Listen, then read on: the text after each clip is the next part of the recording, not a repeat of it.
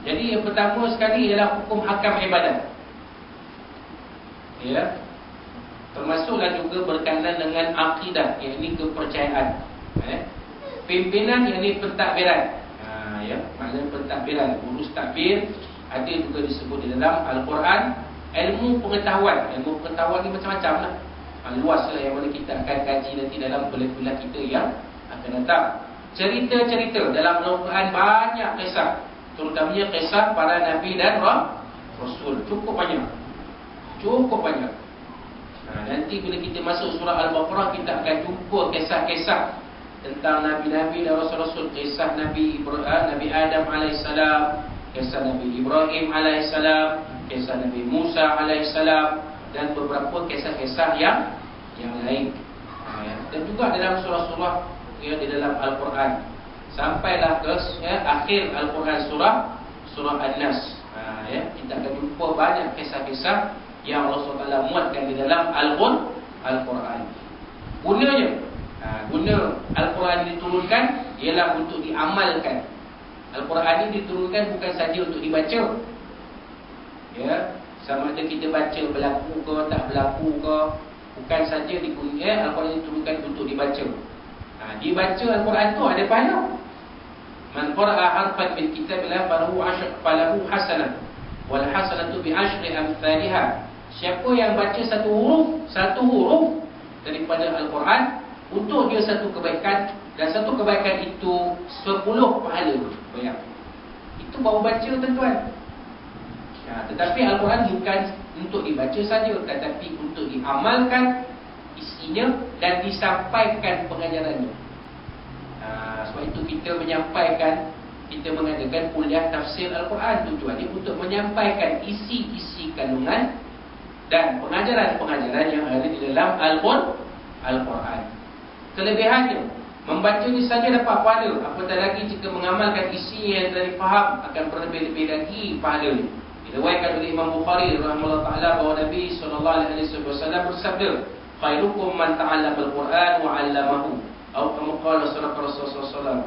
Mafhumnya, sesungguhnya sebaik-baik kamu ialah orang yang sesiapa yang mempelajari Al-Quran dan mengajarkannya.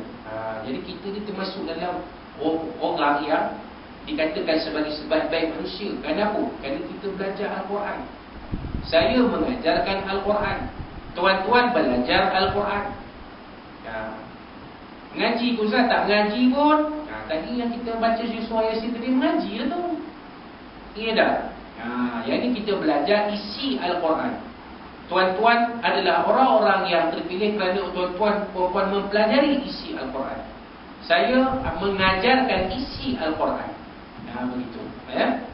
Diriwayatkan oleh Imam At-Tirmizi dari Ibnu Mas'ud radhiyallahu anhu bahawa Nabi SAW bersabda, man qara'a harfan min kitabillahi ta'ala falahu bihi hasanah. Siapa yang membaca satu huruf daripada kitab Al-Quran, maka baginya dengan bacaan itu, dengan satu huruf itu, satu kebaikan.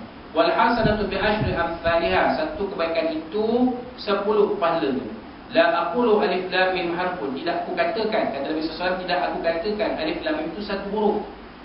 Walakin alifun harfun wa lamun harfun wa mimun harfun. Malah bahkan alif itu satu huruf, lam itu satu huruf, mim itu satu huruf.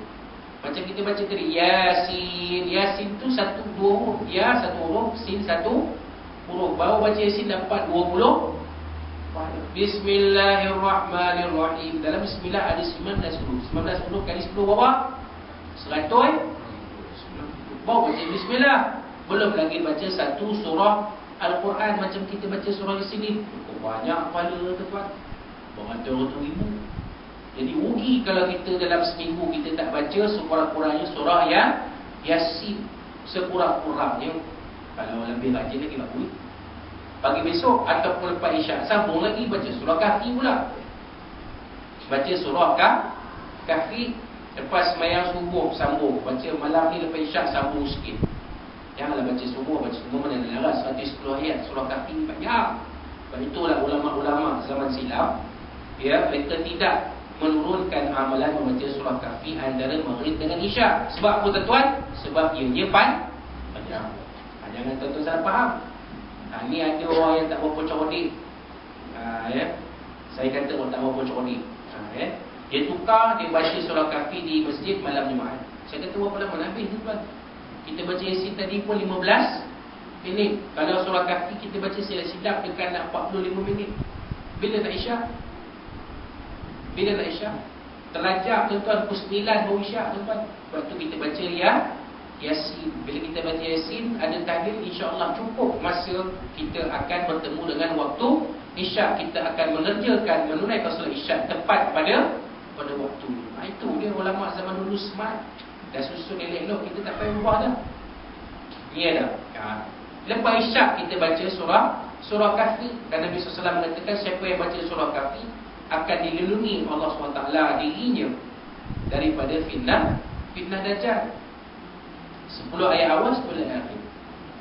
Ya, kita baca surah Kahfi. Malam ni kita ambil surah Kahfi, kita ambil 1/5.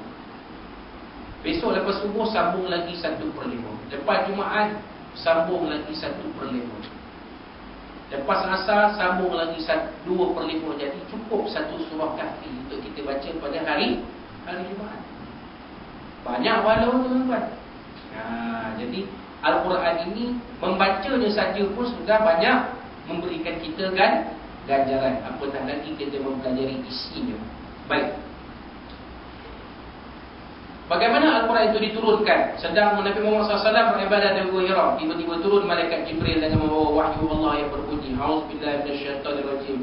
Bismillahirrahmanirrahim. Iqra bismi rabbikal ladzi khalaq, khalaqal insana min 'alaq. Iqra wa rabbukal akram, alladzi 'allama bil qalam, 'allamal insana ma lam ya'lam. Sallallahu alaihi wasallam. Mafhumnya, bacalah olehmu wahai Muhammad dengan nama Tuhanmu yang menjadikan yang ini sekalian alam. Dia yang menjadikan manusia dari segumpal darah yang beku.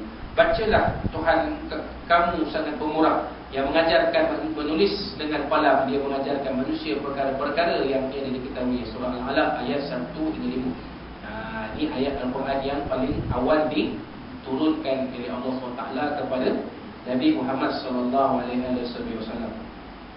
Kalau cerita ni banyak. Kalau kita cerita ini saja sampai pukul 3 tak habis. Sedangkan kita nak menghabiskan bab yang awal. Jadi tuan-tuan, puan-puan sekalian, ceritanya dia ringkaskan begitu. Sebenarnya Nabi SAW, Allah Ta'ala mengutuskan Jibril AS menemui Nabi SAW di Gua Hira. Ya, Jibril menyuruh Nabi membaca, Iqra, ya Muhammad Iqra.